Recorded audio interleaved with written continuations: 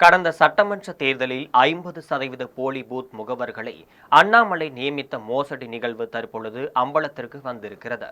அண்ணாமலை செய்த மோசடியால் வருகின்ற 2026ஆம் ஆண்டு சட்டமன்ற தேர்தலில் மிகப்பெரிய சிக்கலுக்கு ஆளாகி இருக்கிறார் நயினார் நாகேந்திரன். அகில இந்திய அளவில் போலி வாக்காளர்கள் திருட்டு ஓட்டு மூலம் பாஜக வெற்றி பெற்றது என ராகுல் காந்தி பரபரப்பு குற்றம் சாட்டிய நிலையில்தான் தமிழகத்தில் முன்னாள் பாஜக தலைவர் அண்ணாமலை போலியாக பூத் ஏஜென்ட்டுகளை நியமித்த விவகாரம் பூதாகரமாக வெடித்திருக்கிறது. வருகின்ற 17ஆம் தேதி திருநெல்வேலியில் பாரதிய ஜனதா கட்சியின் பூத் முகவர்கள் மாநாடு நடைபெற இருக்கிறது. தேர்தல் வருவதற்கு முன்பாகவே பூத் கமிட்டிகளை வலிமைப்படுத்த வேண்டும் என உள்துறை அமைச்சர் அமித்ஷா வலியுறுத்தலின் பேரில் தற்பொழுது திருநெல்வேலியில் நடைபெறும் பூத் கமிட்டி மாநாட்டை பிரம்மாண்டமாக நடத்துவதற்கு நயினார் நாகேந்திரன் தக்க ஏற்பாடுகளை செய்து வருகிறார்.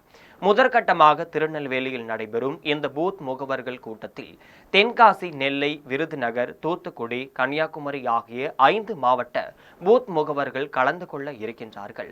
அவர்களை ஒருங்கிணைத்து இந்த மாநாட்டை சிறப்பாக நடத்துவதற்காக 5 மாவட்டங்களில் உள்ள 30 சட்டமன்ற தொகுதிகளிலும் நயினார் நாகேந்திரன் ஆலோசனை கூட்டங்களை நடத்த அவர்கள் ஒருங்கிணைந்த இந்த மாநாட்டை சிறப்பாக நடத்துவதற்காக 5 மாவட்டங்களில் உள்ள 30 சட்டமன்ற தொகுதிகளிலும் நயினார் நாகேந்திரன் ஆலோசனை கூட்டங்களை நடத்தி அவர்கள் மத்தியில் பேசி வருகிறார். இந்த நிலையில் மேற்படி 5 மாவட்டங்களிலும் 50% பூத் முகவர்கள் போலியாக நியமிக்கப்பட்டுள்ள அதிர்ச்சி செய்தி இப்பொழுது வெளியாக இருக்கிறது. 5 மாவட்டங்களில் உள்ள 30 சட்டமன்ற தொகுதிகளில் அதிகாரப்பூர்வமாக 1,02,735 பூத் முகவர்கள் இருக்கின்றார்கள். இவர்களை எல்லாம் அழைத்து மாநாடு நடத்தினால் உண்மையிலேயே மிக பிரம்மாண்டமாக இருக்கும் என்று நினைத்தார் நயினார் நாகேந்திரன். இந்த நிலையில்தான் பூத் முகவர்கள் அனைவரையும் ஒன்று திரட்டும் பணியில் பாரதிய ஜனதா கட்சியினர் களமிறங்கிய போது இதில் 50% பேர் போலி முகவர்கள் என்பது தெரிய வந்திருக்கிறது. அவர்களை தொடர்பு கொண்டால் நான் பாஜக கட்சியில் இல்லை, அரசியலை விட்டே போய்விட்டேன் என்று பதில் சொல்கின்றார்களாம். சிலர் செல்போன்களை சுவிட்ச் ஆஃப் செய்து வைத்திருக்கிறார்கள். மேலும் பலர் எனக்கு அப்போது பணி கொடுத்தார்கள், அதற்கு பிறகு எனக்கு இதற்கும் சம்பந்தம் இல்லை என்றும் சொல்லி வருகிறார்கள். முன்னதாக நெல்லையில் நடைபெறும் பூத் முகவர்கள் மாநாட்டிற்கு டெல்லியிலிருந்து உள்துறை அமைச்சர் அமித்ஷா, JP நட்டா, நிர்மலா சீதாராமன் ஆகிய மூவரில் ஒருவரை அழைத்து தனது சக்தியை காட்ட வேண்டும் என்று நினைத்தார் நயினார் நாகேந்திரன்.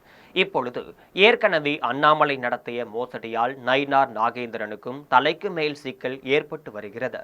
உடனடியாக அவர் காலியாக இருக்கும் 50% பூத் முகவர்களை திரும்ப தேர்வு செய்யும் நிலைக்கு தள்ளப்பட்டு இருக்கிறார்.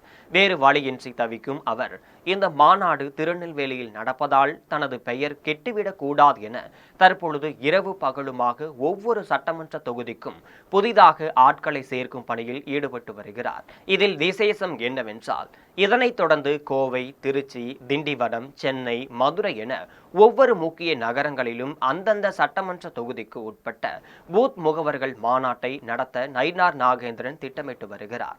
இப்பொழுது அண்ணாமலை மேற்படி நகரங்களிலும் போலியாக பூத் முகவர்களை சேகரித்து அவர்கள் இப்பொழுது தலைமறைவாக இருக்கலாம் என்ற சந்தேகம் ஏற்பட்டு இருப்பதால் நயினார் நாகேந்திரன் மிகவும் அப்செட் ஆகி இருக்கிறார்.